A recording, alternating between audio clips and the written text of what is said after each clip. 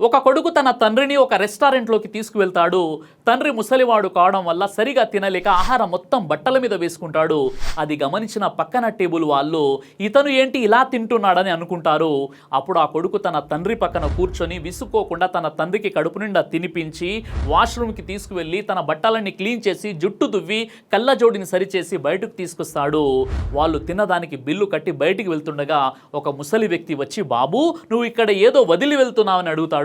అప్పుడు ఆ వ్యక్తి, నేను ఇక్కడ ఏమీ వదిలి వెళ్ళడం లేదంటాడు. లేదు బాబు, ఇక్కడ ఉండే వారందరికీ ఒక గుణపాఠాన్ని వదిలి వెళ్తున్నావు.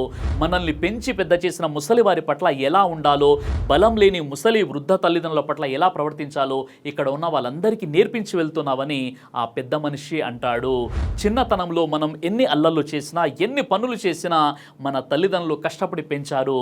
పెద్దయ్యాక అంతకంటే మంచిగా చూసుకోవడం మన బాధ్యత కాదంటారా?